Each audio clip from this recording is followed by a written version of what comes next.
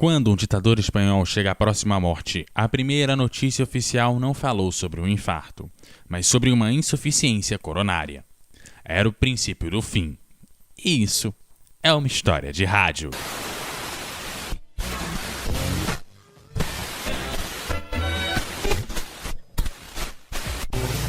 História de rádio. Em 21 de outubro de 1975, foi anunciado que Franco, o então representante do governo espanhol, estava em uma situação delicada. Sua entrada no hospital, oficialmente, foi no dia 16, e a partir daquele 21, diversos boletins médicos passaram a ser divulgados por uma equipe médica cada vez maior, o que acabou ficando conhecida como Equipe Médica Habitual. Las casas civil y militar comunican que el equipo habitual de médicos que asiste a su excelencia el jefe del Estado en el proceso de su enfermedad está integrado por los doctores que a continuación se citan: Vicente Pozuelo Escudero, Vital Aza Fernández. O país se preparava para o chamado o efeito biológico, como era conhecido nos círculos mais internos do Estado, a morte de Franco. A cobertura sobre a saúde e o falecimento do Franco seria encabeçada pela Rádio Nacional da Espanha.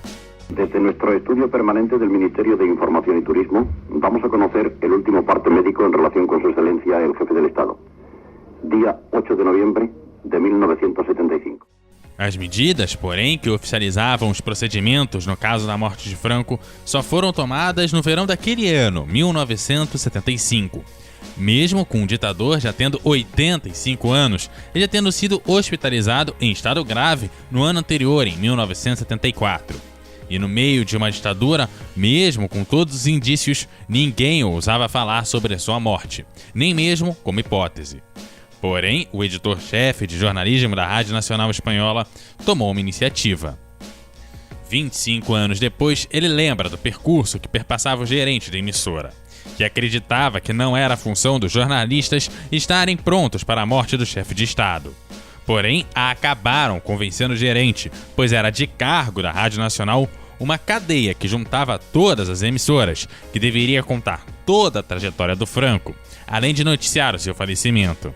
E com todas as emissoras do país em cadeia com eles, era necessário estar preparado para o tamanho da responsabilidade. A atención seguía fija en la fachada del palacio, donde lucía en lo más alto del mástil el guión del caudillo Franco, del hombre a quien se debía todo esto, la paz y la tranquilidad, el progreso y el desarrollo, y que ahora luchaba con la enfermedad y sentía como consuelo que su dolor era compartido por todos los españoles. Foi então gravada uma fita com 1 hora, que seria a hora após o minuto final, que contava toda a trajetória de um chefe de Estado, e assim dando o tempo necessário para a equipe de jornalismo se preparar para as horas seguintes de cobertura. Su excelencia el jefe del Estado fue trasladado a la ciudad sanitaria de La Paz, donde fue intervenido seguidamente por el profesor M. Hidalgo Huerta. A Rádio Nacional informava diariamente sobre a situação de saúde de Franco e os seus membros sabiam da responsabilidade.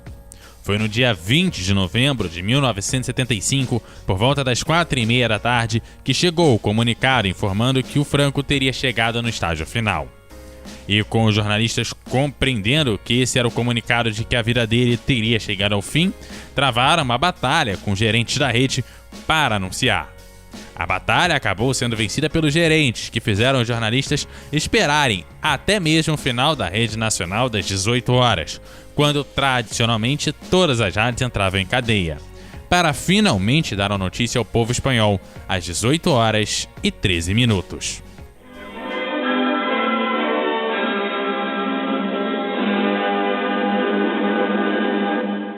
Transmite Radio Nacional de España en conexión con todas las emisoras españolas.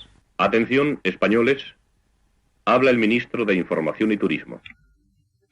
Con profundo sentimiento doy lectura al comunicado siguiente. Día 20 de noviembre de 1975.